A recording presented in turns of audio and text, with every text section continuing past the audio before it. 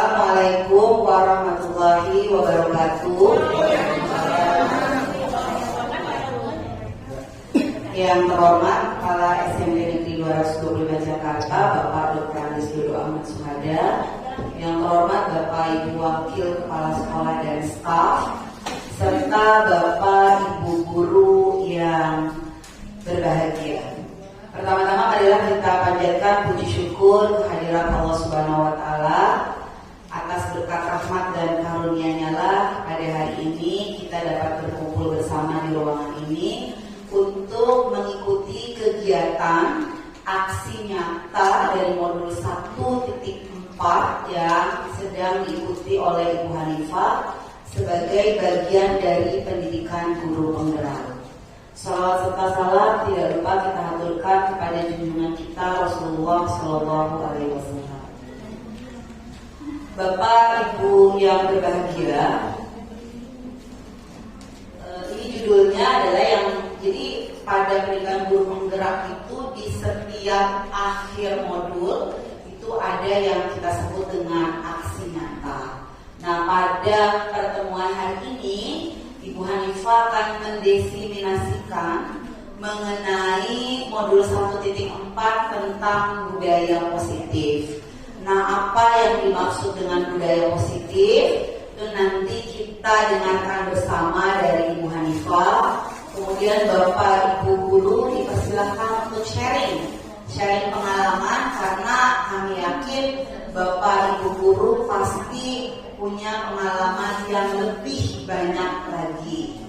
Kemudian Bapak Ibu, kami dari pihak sekolah mengucapkan terima kasih atas kehadiran Bapak Ibu sudah berkenan hadir untuk mendukung kegiatan dari pendidikan guru penggerak yang sedang diikuti oleh Ibu Hanifah.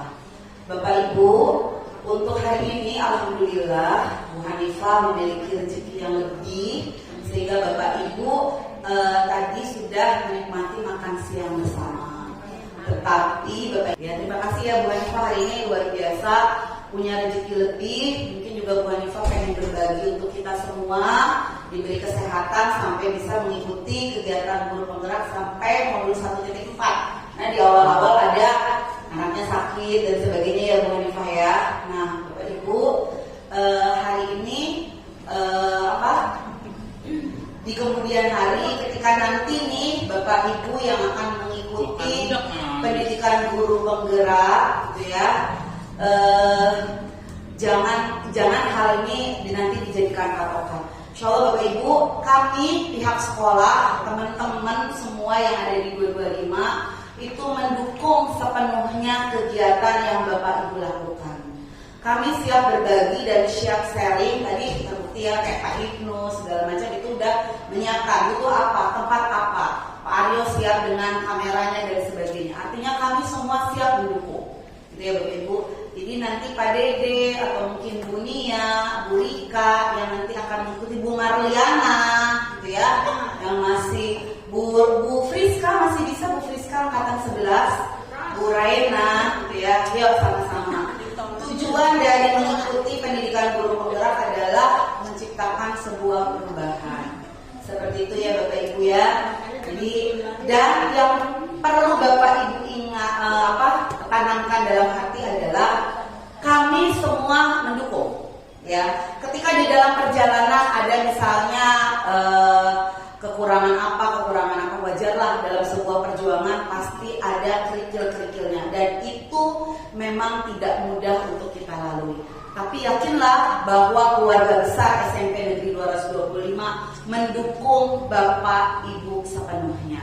Dan ini luar biasa, saya merasakan juga Pak Dodo itu luar biasa mendukungnya. Walaupun mungkin tidak secara langsung dan sebagainya, tapi dukungan itu luar biasa ada. Jadi seperti itu. Baik Bapak Ibu, kita mulai saja. Dipersilahkan nanti Bu Hanifah untuk menyampaikan diseminasinya. Kemudian Bapak Ibu dipersilahkan untuk sharing dengan Bu Hanifah. Terima kasih, itu saja dari saya. Assalamualaikum warahmatullahi wabarakatuh. Kepada Bu Hanifah dipersilahkan.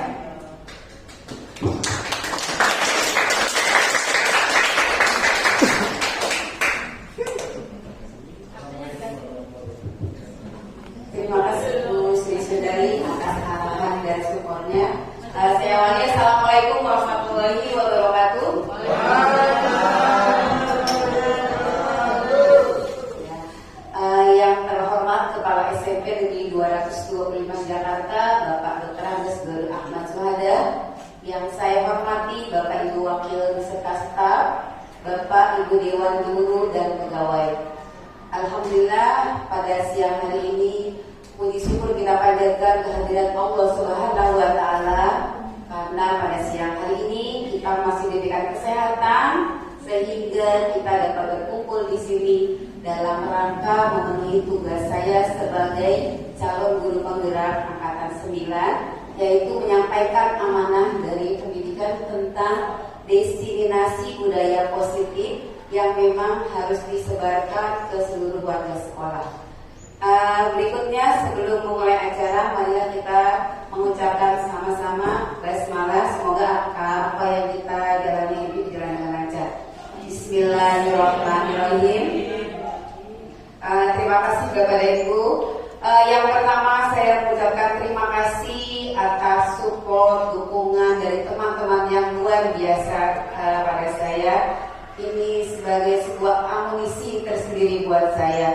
Sebab bagaimanapun pendidikan guru penggerak yang saya ikuti ini memang luar biasa perjuangannya dari segi waktu, tenaga, pikiran, dan lain sebagainya. Tanpa dukungan dari Bapak dan Ibu semua, mungkin saya tidak bisa berdiri di sini sampai saat ini. Dan perjalanannya masih cukup panjang. Jadi saya mengikuti pendidikan ini masih sampai dengan bulan April. Sekarang baru Oktober, masih luar biasa. Ya, mudah-mudahan dengan dukungan dari Bapak dan Ibu, saya menjadi semakin semangat dan memotivasi saya untuk terus berjuang, dan pada akhirnya saya bisa lulus dengan nilai yang baik. Amin. Terima kasih.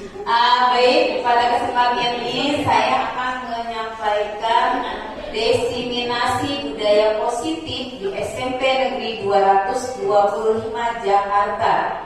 Sebetulnya pengertian diseminasi itu adalah sama dengan penyebaran pemahaman, ide-ide atau gagasan tentang budaya positif. Jadi sama dengan penyebaran, ya, pemahaman ide-ide. Di sini mungkin kita sharing saja ya Bapak dan Ibu ya. Tidak berarti saya berdiri di sini lebih pandai atau lebih pintar. Mungkin saya hanya menyampaikan sedikit yang saya tahu dari pendidikan yang sudah saya ikuti. Bisa jadi nanti Bapak Ibu lebih pengalaman dari saya, jadi mohon nanti masukannya, arahannya supaya saya bisa lebih semangat lagi dalam menjalani pendidikan ini. Baik, kita lanjutkan, yaitu diseminasi budaya positif. Berikut di sini pendahuluan. Sekolah diibaratkan sebagai tempat bercocok tanam, sehingga guru harus mengusahakan sekolah menjadi lingkungan yang menyenangkan. Artinya dari pendahuluan ini adalah sekolah itu kita jadikan sebagai sebuah tempat yang menyenangkan bagi siswa. Ketika dia berada di sekolah, dia merasa nyaman, senang, happy. Nah, seperti itu. Itu yang diharapkan dari filosofi Ki Hajar Dewantara. Jadi kita menjadikan murid itu sebagai siswa yang merdeka. Artinya mereka bebas mengekspresikan bakat dan minatnya sesuai dengan kodrat alam dan kodrat jamak yang ada pada diri mereka. Seperti itu. Berikutnya, untuk materi yang ada dalam budaya positif ini, yang pertama adalah disiplin positif, motivasi perilaku, kebutuhan dasar, 5 posisi kontrol, keyakinan kelas, dan segitiga restitusi. Baik, di sini saya akan mencoba membahas satu persatu. Untuk materi yang pertama yaitu tentang budaya positif. Mungkin selama ini kita sudah mendengar pengertian budaya positif itu apa, ya. Kemudian, apakah di sekolah kita sudah tercipta budaya positif?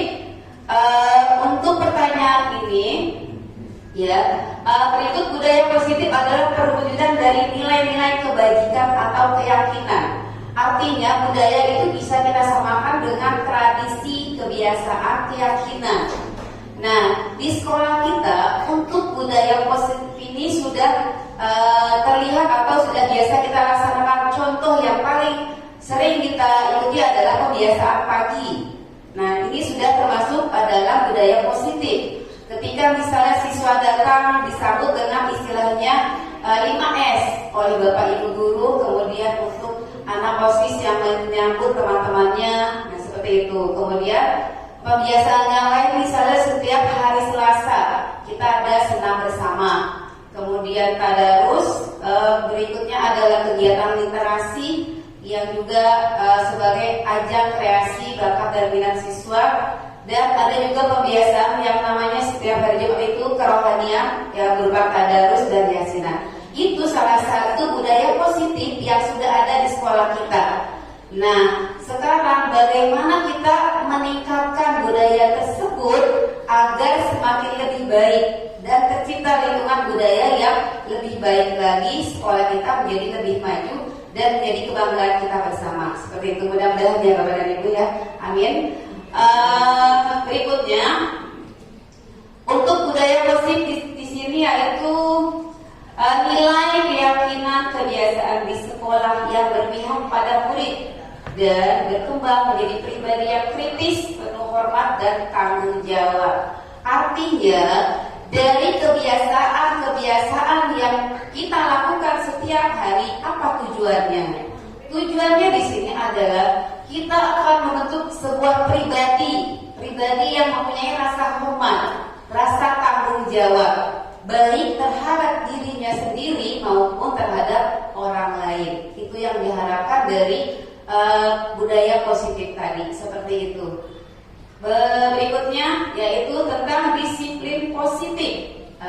Seringkali kita salah mengartikan tentang pengertian disiplin. Nah, di sini ada yang memaknai disiplin itu artinya bisa belajar. Kemudian tata tertib, teratur, kepatuhan pada peraturan, atau bisa juga disamakan dengan hukuman. Nah, dari ketiga makna yang ada dalam disiplin ini, mari kita lanjutkan yaitu tentang di sini kaitannya dengan disiplin positif. Belajar tidak harus memberi hukuman. Artinya gini, kalau saya pribadi kadang-kadang memang ketika di kelas secara nggak langsung ketika belajar anak tidak memberikan mengerjakan tugas. Kadang-kadang kan timbul juga rasa kecewa, kemudian emosi, ya seperti itu kenapa tugasnya tidak dikerjakan. Dan spontan juga kadang-kadang saya memberi hukuman pada siswa. Padahal ketika saya mempelajari modul 1-4 ini, ternyata perbuatan itu tidak baik karena akan menghukum anak dengan keputusan yang kita berikan, seperti itu.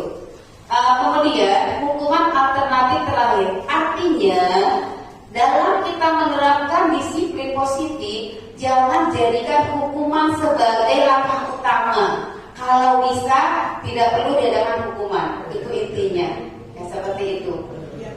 Berikutnya, murid yang memiliki disiplin positif akan memiliki motivasi internal yang tinggi. Artinya seperti ini, ketika siswa mempunyai rasa disiplin yang tinggi, otomatis motivasi yang timbul dari dalam dirinya itu baik, dia akan lebih baik dengan nilai-nilai kebajikan yang universal. Contoh nilai-nilai kebajikan universal itu misalnya rasa kerjasama, saling menghargai sesama, kemudian misalnya disiplin juga, mengerjakan tugas tepat waktu, kemudian sama guru juga ada rasa hormat, sesama teman itu saling menghargai. Itu termasuk dari nilai-nilai kebajikan universal, seperti itu. Berikutnya untuk motivasi perilaku manusia. Di sini ada 3. Ternyata ketika seseorang melakukan suatu tindakan atau perbuatan itu ada motivasinya. Nah, di sini menurut teori motivasi yang saya pelajari dalam modul 1-4, di sini ada 3. Yang pertama yaitu untuk menghindari ketidaknyamanan atau hukuman. Jadi kita melakukan sesuatu supaya kita nyaman, gak ada hukuman, gak ada teguran, misalnya dari atasan, seperti itu. Kemudian yang kedua, mendapatkan imbalan atau penghargaan dari orang lain. Sebagai manusia biasa, kita butuh yang namanya penghargaan, pengakuan dari orang lain atas prestasi yang telah kita raih. Itu motivasi juga. Kemudian yang ketiga, menjadi orang yang mereka inginkan atau menghargai diri sendiri. Jadi di sini untuk motivasi yang ketiga, kita belajar menghargai diri kita sendiri. Kira-kira apa sih potensi apa yang kita miliki? Kita bangga dengan kemampuan yang kita miliki.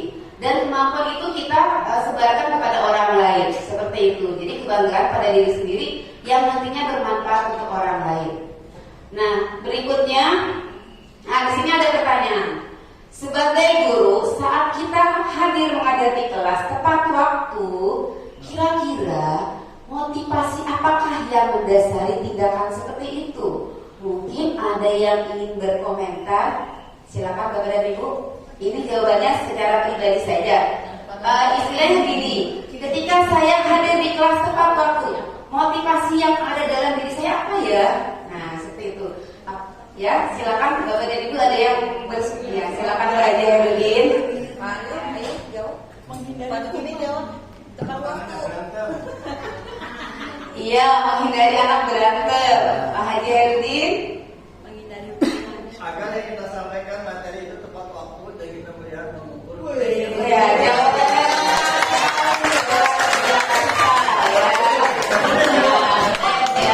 agar materi yang disampaikan tepat waktu. Ya, silakan Bu Eroyani.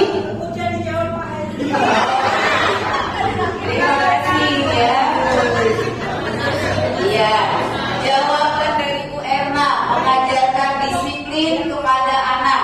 Baik, Bapak dan Ibu, jawabannya semuanya bagus-bagus dan saya yakin itu keluar dari lubuk hati yang terdalam ya, karena berdasarkan pengalaman kita sendiri di kelas seperti itu ya. Baik, ini pertanyaannya tadi, sebagai seorang guru saat kita hadir mengajar di kelas, tepat waktu, motivasi apa sih yang ada dalam diri kita?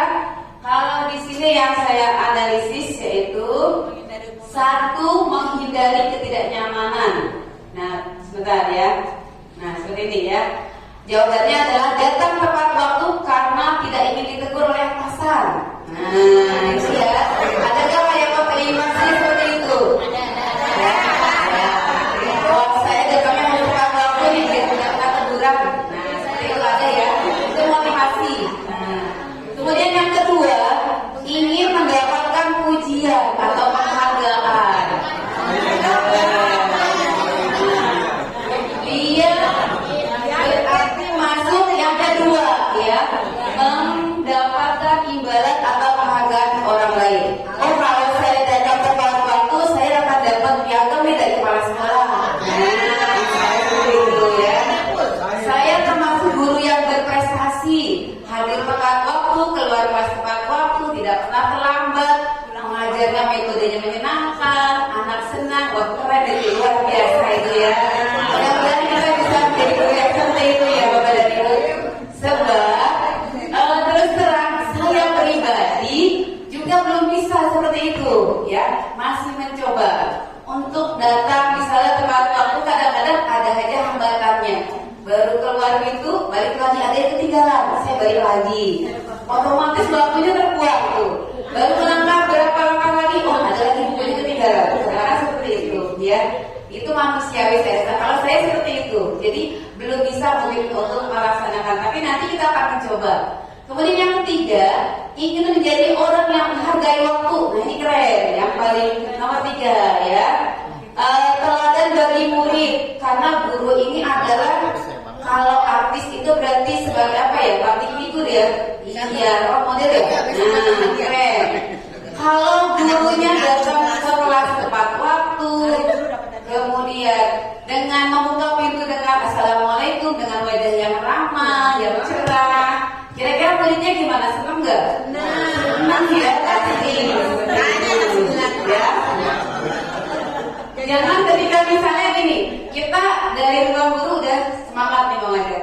Ketika wah saya ngajar di kelas ini nih, nah mood kita udah ganti lagi tuh, tadinya udah semangat, tahu-tahu ingat kelas yang kemarin loh. Nah itu yang akan mengurangi motivasi kita. Ya tidak seperti itu. Saya mengalami seperti itu, ya ini pengalaman saya pribadi. Ketika malam sudah terpikirkan oleh saya, oh besok saya mau mengajar materi ini, metodenya ini. Tapi ketika saya sudah keluar pintu ruang guru, terpikir oleh saya, aduh, saya mengajar kelas 8C dan Wah, mood saya jadi agak berkurang juga kadang-kadang seperti itu ya.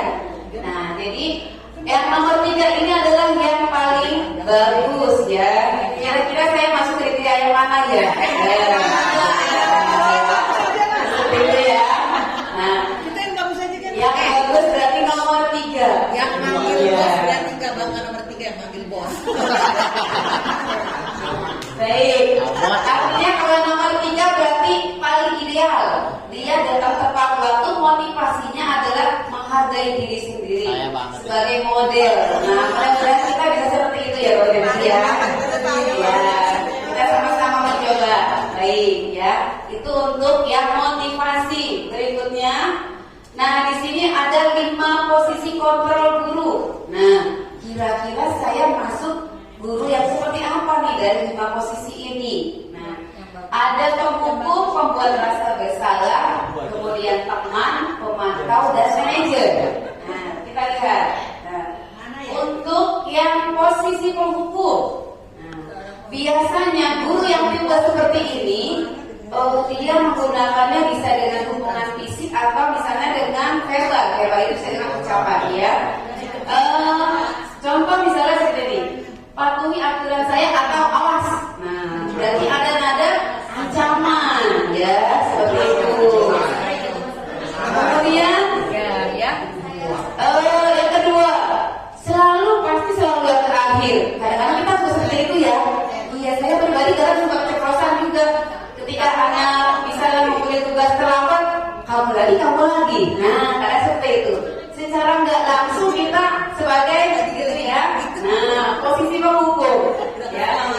Ya, karena kita udah kesal duluan sama anaknya. Di email itu seperti itu. Jangan-jangan anak ini lagi. Jadi ketika baru dia mau ngomong aja sudah beban mental sebetulnya dia. Ya nggak Bapak dan Ibu. Dia ngomong dengan jujur aja harusnya kita sudah hargai.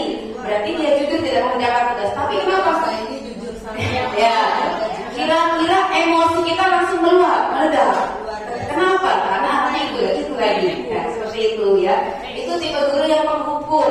Nah, kemudian yang kedua adalah posisi pembuat rasa bersalah. Rasa bersalah kepada siapa? Kepada siswa di sini. Nah, ya. Di sini menyampaikannya sih dengan lemah lembut, dengan tutur kata yang santun. Nah, seperti ini. Ibu sangat kecewa sekali dengan kamu. Berarti kan adanya lembut ya. tapi dalam. Ya, tapi dalam betul ya. Seperti itu. Jadi suasananya dia buat penting dulu. Ketika siswa di depan, ibu kecewa banget sama kamu, nah, kenapa kamu kayak gini? Nah, seperti itu. Lembut ya, tapi punya makna ternyata dari kata-kata itu. Ya, ya, ngerti ya. Nah, gimana coba kalau orang tua kamu buat begini? Biasanya kalau yang seperti ini anak yang perasaannya agak sensitif langsung ya. Ya, baperan, langsung mungkin berjatuhan berderayan mata ya. Kalau anaknya yang baperan seperti itu ya. Ini untuk posisi membuat rasa bersalah. Kemudian di posisi ini murid memiliki penilaian yang buruk tentang diri mereka. Nah, apa dampaknya ketika kita menyampaikan pertanyaan seperti ini? Seperti ini misalnya, berapa kali Bapak harus memberitahu kamu ya? Artinya apa? Perbuatan itu sudah beberapa kali terjadi dengan pertanyaan itu. Nah, ternyata pada diri anak itu timbul rasa, nah seperti ini ya, tidak berharga dirinya. Oh ternyata saya kayak gini ya, guru saya itu ngomongnya kayak gini. Nah seperti itu. Jadi dia ada perasaan bersalah pada dirinya. Nah, berikut untuk yang ketiga, yaitu posisi teman. Nah saya masuk posisi yang mana nih? Tadi 1 penghukum, 2 pembuat rasa bersalah, yang ketiga teman. Kalau teman berarti kita siswa kita anggap sebagai teman. Nah santai, apa-apa kita bantu misalnya. Kalau kalimat seperti ini, ayo ingat tidak bantu Bapak selama ini. Berarti gurunya sering bantu ya? Iya, tugasnya sering membantu, PR-nya sering dibantu. Karena apa?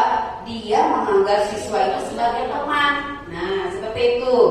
Ya sudah kali ini tidak apa-apa. Artinya gini, ya sudah kali ini tidak apa-apa. Artinya pernah terjadi tapi dia membiarkan saja. Itu posisi dia sebagai. Jadi untuk posisi yang kelima ini kita menjadi posisi yang ideal. Nah, kira-kira kita masuk posisi yang mana ya Bapak dan Ibu ya?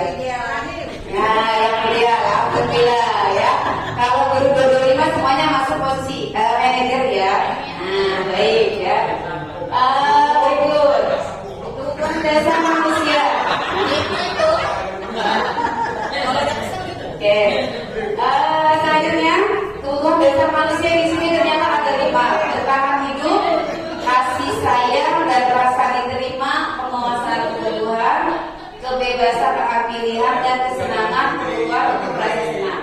Artinya untuk yang bertahan hidup mungkin ketika anak misalnya sekolah dia tidak bawa uang, nah misalnya karena perutnya lapar, dia mau nggak mau misalnya dia ngambil uang temennya untuk jajan. Nah, kalau kita tidak tahu latar belakang apa dia melakukan seperti itu, kita otomatis langsung marah. Kenapa kamu mencuri teman? Kamu tahu itu perbuatan ini tidak baik. Seperti itu. Karena kita tidak tahu alasannya atau latar belakangnya. Kalau misalnya dia lapar, dari pagi belum sarapan, nggak dikasih uang jajan sama orang tuanya. Nah, ya seperti itu ada kan siswa kita yang seperti itu tidak ada ya Bapak Ibu dan Ibu ya. Nah, jadi ternyata dengan situasi seperti itu, mengapa dia melakukan? Karena untuk bertahan hidup. Artinya apa? Bagaimana supaya saya nggak kelaparan sampai jam 2 siang pulang. Akhirnya mau nggak mau saya mencuri, meskipun dia sadar kalau perbuatan itu tidak baik. Nah itu tujuannya ya. Jadi untuk yang kebutuhan dasar manusia. Kalau pas saya mungkin siswa kita ada yang di kelas kadang-kadang selalu caper ya, selalu saya perhatian. Ada ya seperti itu. Dia butuh kasih sayang perhatian karena mungkin di rumah orang tuanya cuek, nggak peduli ya. Baru dulu bu, bukan saya diambil bu. Nah seperti itu. Dia butuh perhatian. Nah karena tidak ada kebutuhan kasih sayang pada dirinya seperti itu. Kemudian penguasaan atau pengakuan atas kemampuan. Nah, yang seperti ini, ketika siswa kita berhasil menjawab pertanyaan misalnya di kelas, dia butuh pengakuan. Nah, bagaimana caranya? Oh, kamu hebat, pintar, jawabannya sudah lebih bagus.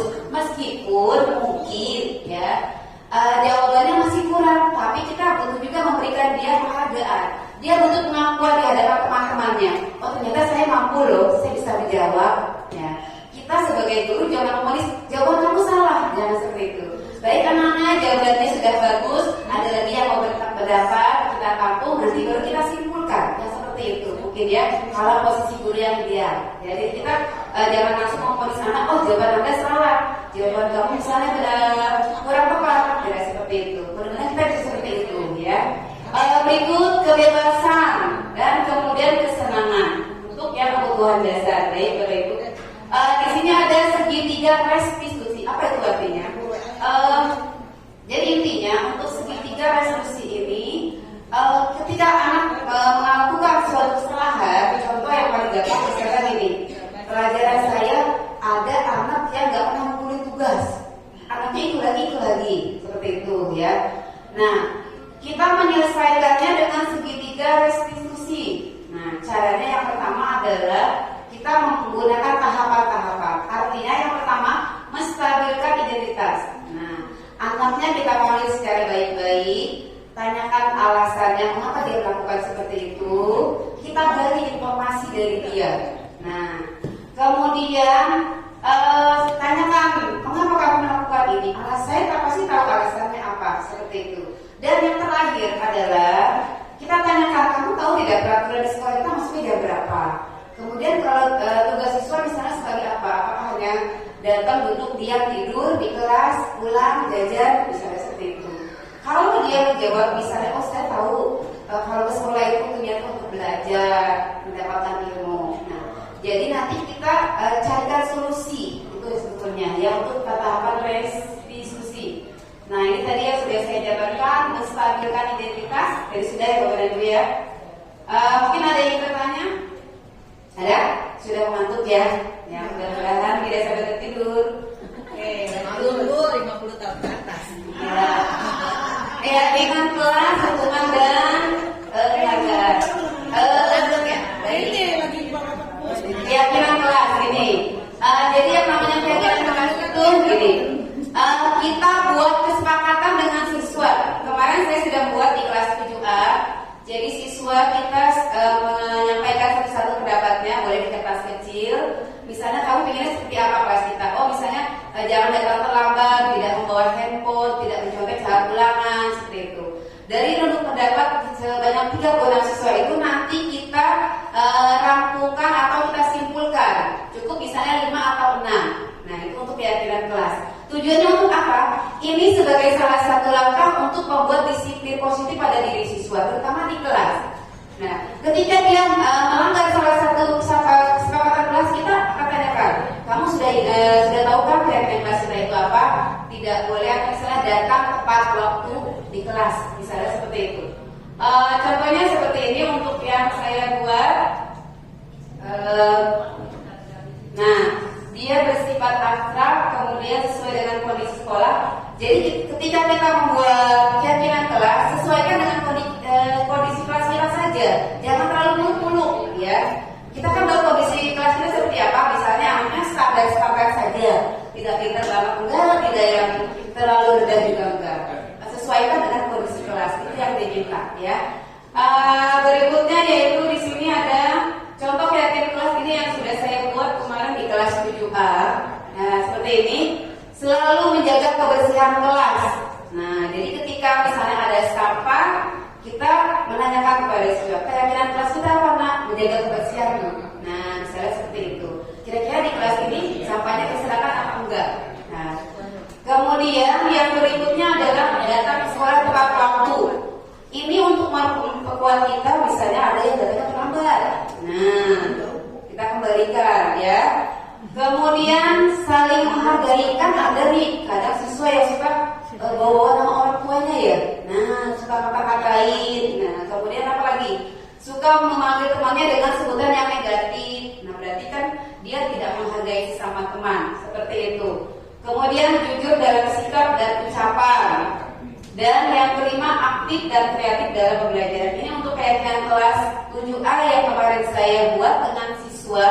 Jadi cukup 5 saja sebagai patokan atau dasar kita untuk menyebarkan budaya positif dari kelas dulu, dari lingkup yang paling kecil. Kalau di kelas dia sudah bisa menjalankannya, kita harapkan nanti lambat laun di lingkungan sekolah pun akan demikian. Jadi memang untuk mengubah suatu keadaan itu sangat sulit, ya Bapak dan Ibu. Kita tidak bisa misalnya sekali ngomong langsung jadi, bukan Cinderella atau misalnya apa gitu ya, langsung jadi prank, langsung jadi, enggak. Butuh proses yang sangat panjang seperti itu. Jadi kita mungkin memang perlu berkolaborasi dengan semua unsur yang ada di sekolah. Bapak Ibu guru wali kelas, Bapak Ibu guru piket, kemudian kepala sekolah, wakil kepala sekolah, semua unsur yang ada di sekolah.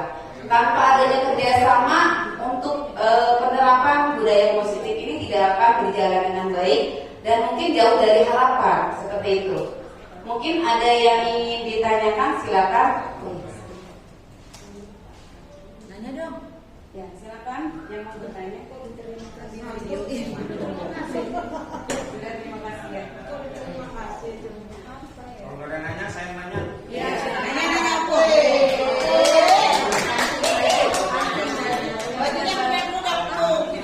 Videoin. Apa Bung? Itu. Jargon apa? Terima kasih atas yang disampaikan oleh wali Pak itu sangat bagus. Saya sangat setuju. Salam bahagia ibu dan bapak guru hebat. Cuman ada beberapa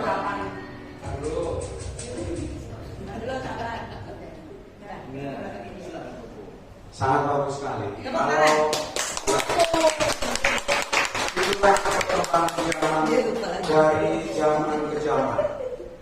Kalau zaman saya masih sekolah beda dengan kalau dibandingkan dengan saya sekarang ini. Maka saya kadang-kadang mengajar pun masih jadul, masih saya ikuti zaman dulu karena menganggap zaman dulu itu keberhasilannya ada daripada sekarang. Satu saya kutip. Kalau misalnya tadi ada anak ini Bu, saya kurang setuju kalau yang satu yang disampaikan oleh Ibu tidak dikasih tahu jalan keluarnya. Anak mencuri uang temannya, walaupun kita tahu bahwa latar belakangnya begini-begini, tapi jelas itu dilarang, tidak boleh. Maka walaupun kita sudah tahu latar belakangnya, ya paling tidak kita nasihati. Kita cari jalan keluarnya bagaimana anak itu supaya tidak mencuri. Kalau masih kita hanya memakan dan ini, untuk masa depannya nanti anak ini, anak tahun 2000 berapa nanti, 20 tahun yang akan datang, makin banyak korupsi. Karena dia boleh mencuri dengan keadaan alasan tertentu. Nah, jadi kalau bisa Bu disampaikan ini tidak Tata tertib tidak harus ditegakkan. Jadi walaupun tadi Ibu katakan menyampaikan dengan kita harus kita begini, harus kita yang mengalah, kita yang begini. Memang betul. Tapi kita lihat latar belakang anak kita juga. Kalau kita semua dilarang untuk apalagi menghukum anak yang dengan cara asal semua sebenarnya boleh. Mungkin ada yang boleh. Tidak semuanya harus. Kita lihat situasinya. Jadi bukan anak itu tidak boleh dihukum. Kalau menurut saya ada, makanya ada juga hukum tapi hukumnya mendidik. Kan begitu, bukan tidak boleh tidak dihukum anak itu. Nah, jadi apapun bagaimanapun keadaan anak kita sekarang, kalau di pendidikan sekarang ini, memang kalau anak kita sudah di tingkat menengah ke atas ekonominya, mantap. Tapi karena situasi keadaan lingkungan kita, waduh, orang tuanya nggak peduli. Sampai sekarang orang tuanya nggak datang. Sampai saya bilang, kamu gak harus sekolah dulu kalau orang tuanya nggak datang. Nggak sekolah, karena dia bilang nggak sekolah sudah enak. Nah, bagaimana kita ini? Jadi sebenarnya kalau memang pendidikan rumah ini yang disampaikan memang betul bagus semuanya, tapi kita lihat juga latar belakang anak, latar belakang lingkungan dan lain sebagainya. Jadi bukan tidak boleh, memang kita harus, kalau kita memang harus menjalankannya Bapak Ibu yang disampaikan Bu Hanifah itu memang bagus, itu memang harus dijalankan, tapi masih ada nilai-nilai tertentu yang harus juga kita langgar.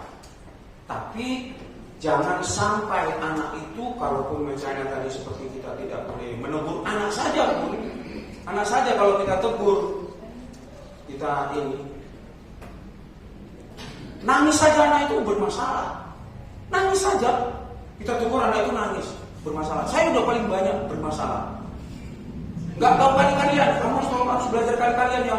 Nggak sekolah berbulan-bulan. Nah coba, saya paling cuma suruh kali-kalian ya, nyuruh kali-kalian. Dipanggil, datang orang tuanya, kenapa kamu nggak sekolah, nggak mau sekolah? Karena takut sama Pak Eldiman. Kenapa? Takut diajarin, nggak ditanya kali-kalian. Kamu sudah pernah ditanya? Belum ditanya, aku sudah takut. Jadi memang ada guru yang seperti saya akui saya takut. Makanya saya juga setelah saya sampaikan kepada anak-anak, tidak perlu takut sama guru. Sampai 5 juga perlu takut. Kalau saya jelaskan juga, ini cerita aja ya, biar curhat juga. Nah, nggak apa-apa, biar masih ada waktu. Kalau melihat Pak Eldiman, ini baru mau belok dari lantai 3 itu mau belok, baru bajunya segini aja lihat Pak Eldiman. Udah lari semua. Baru lihat sepotong ini. Hebat kamu ya, kamu kenal sama Pak Eldiman. Sepatunya baru melangkah, itu si Pak Eldiman masuk Pak Eldiman. Jenis guru apa? Artinya saya bilang, tapi saya katakan sama anak, kamu nggak boleh. Kenapa kamu takut? Saya jelaskan itu. Maka apapun yang kekurangan kita di depan anak-anak, kita harus tahu, kita kasih tahu kepada anak-anak. Kalau kita marah, kalau kita misalnya cepat emosi, harus kita kasih tahu sama anak-anak. Kita beri pengertian. Yang paling takut juga saya, ini besok apa betul. Maka setelah tapi itu pun saya sampaikan kepada anak-anak. Kamu makanya nggak perlu takut. Kalau kamu salah, kalau kamu dimarahin dulu, dinasihati, ya harus terima karena kamu salah. Itu, jadi bukan karena gurunya benci, bukan. Itu sampai dalam pikiran saya, untung pada waktu itu saya sama Pak Tujuh Batin ini selamat semua, nggak ada apa-apa. Ayo pulang. Padahal kan cuma bilang begitu. Pulang. Belum ada salah. Jadi inilah. Jadi kita itu memang, saya juga kadang-kadang berpikir, karena apa saya padahal nggak pernah nempelin murid, tapi saya kok ditakuti gitu loh. Karena apa? Saya memang setiap siswa, setiap anak, kalau siswa itu melanggar, saya tegur.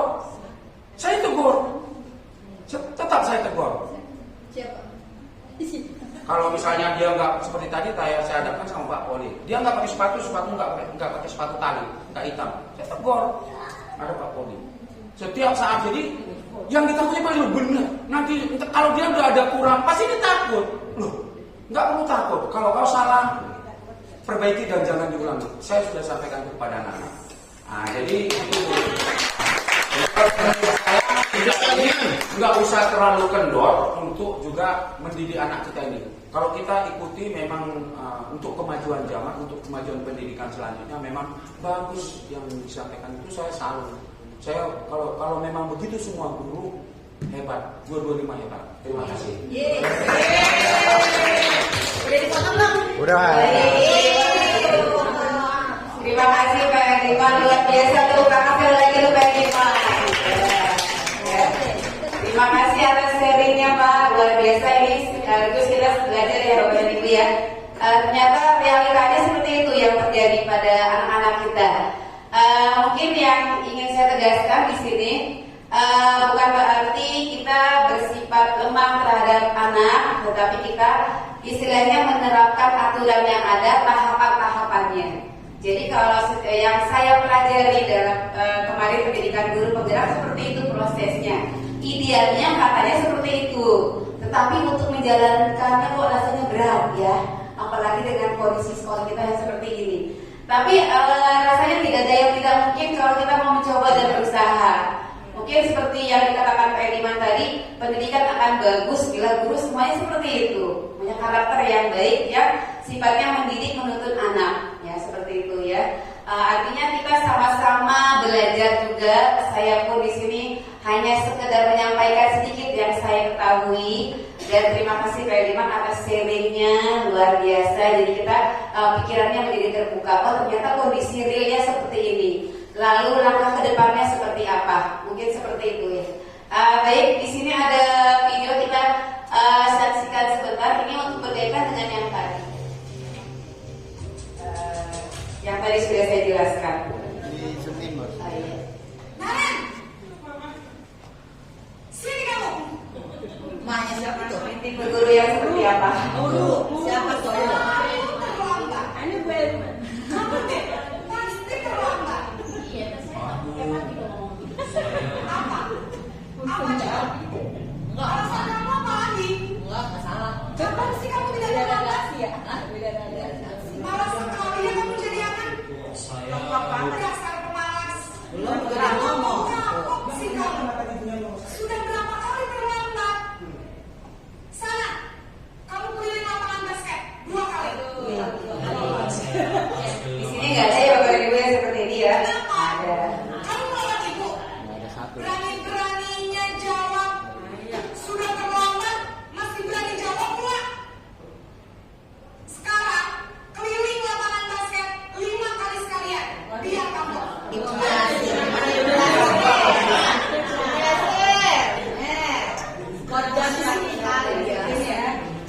Ini namanya posisi penghukum ya Bapak dan Ibu ya. Menunjuk-nunjuk berkacang pinggang. Kalau yang ini berarti yang penghukum. Naren, Dia lagi aja. Masalahnya anak. Naren, kamu kenapa terlambat lagi nak? Ya Tuhan Naren, kamu senang ya bikin ibu susah ya? Itu Carlos kayaknya. Nah, disangka ibu tidak bisa membina kamu. Carlos deh. Dia gini Haris. Iya Narendra itu. Kamu sudah kalau ibu tegur bapak kepala sekolah. Iya. Terus sekarang ibu harus tulis apa ini di buku absen? Ini bukan lain. Ini bukan penghukum kali. Ini pemberi rasa bersalah. Yang penghukum yang tadi. Yang kedua. Tadi udah. Tadi kedua. Jadi itu yang apa nih Bapak dan Ibu? Yang kedua. Memberikan rasa salah. Sana cepat kelas. Maaf ya Bu. Maaf. Ini harus yang kedua. Mana punya?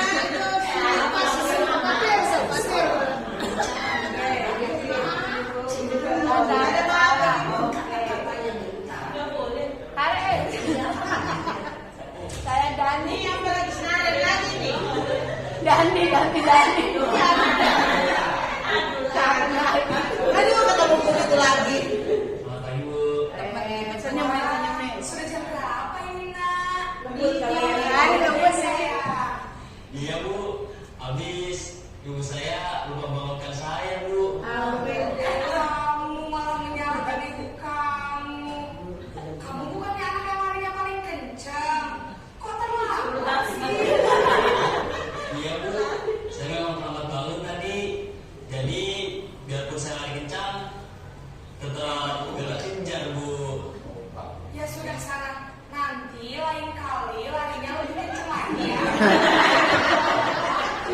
Bikin senang ibu demi ibu. Bisa kan? Iya. Bisa lah Bu. Demi ibu, bukan demi dia. Demi ibunya. Beresin urusan absen kamu. Kamu ini ada saja. Temen.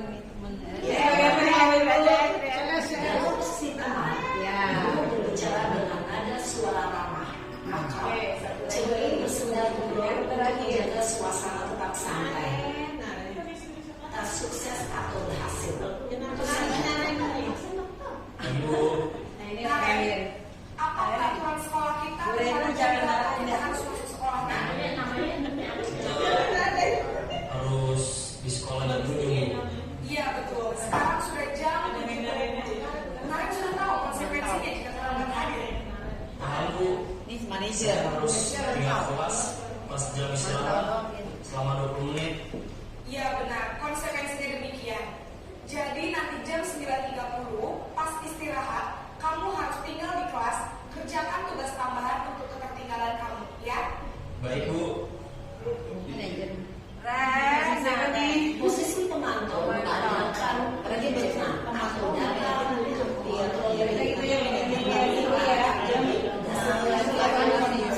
Kondisi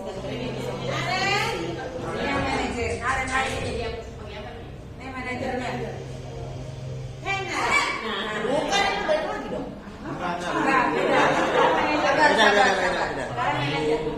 Selamat pagi Naren. Iya bukan tadi. Saya terlambat. Iya, sekolah masuknya jauh. Tadi ya sama Jadi sekarang bagaimana nih Naren? Maaf Bu, saya pas datang ke sekolah. Keyakinan sekolah yang mana yang kamu tingkatkan? tadi memanggil Menghargai diri sendiri itu harusnya. dan orang lain mungkin ya Bu. Setuju. Jadi, apakah Naren meyakini prinsip saling menghormati tersebut? Iya Bu, saya meyakininya. Apakah Naren bersedia memperbaiki masalah keterlambatan ini? Bersedia Bu. Bagaimana kamu akan memperbaiki masalah keterlambatan ini? Saya akan coba untuk tidak lupa menyetel alarm saya Bu. Baik, kalau Naren lupa menyetel alarm di rumah, ada orang yang kira-kira bisa bantu mengingatkan tidak? Ada Bu, kata saya, Kak Emma. Ada lagi selain Naren? Selain Kak Emma, ada ibu saya. Baik, jadi yang mengingatkan Naren adalah Kak Emma dan ibu kamu ya? Kira-kira akan mulai setel alarm kapan nih Naren? Setelah pulang sekolah, akan segera saya lakukan. Baik, jadi Naren akan setel alarm untuk bangun besok pagi dan akan diingatkan oleh kakak dan ibunda Naren ya. Ada lagi yang mungkin perlu dilakukan Naren agar tidak terlambat bangun lagi. Sekarang kamu kembali ke kelas belajar. Baik Bu, terima kasih. posisi manajer adalah posisi kontrol yang disarankan.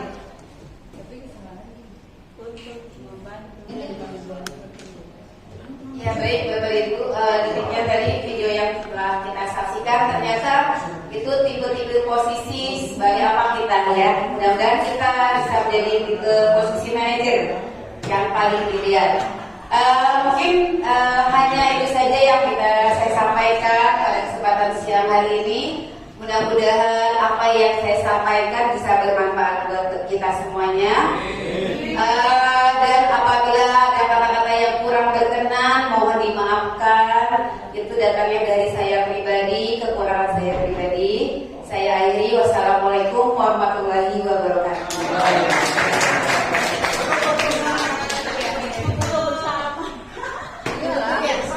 Sekali lagi beri tepuk tangan dong buat Bu Hanifah.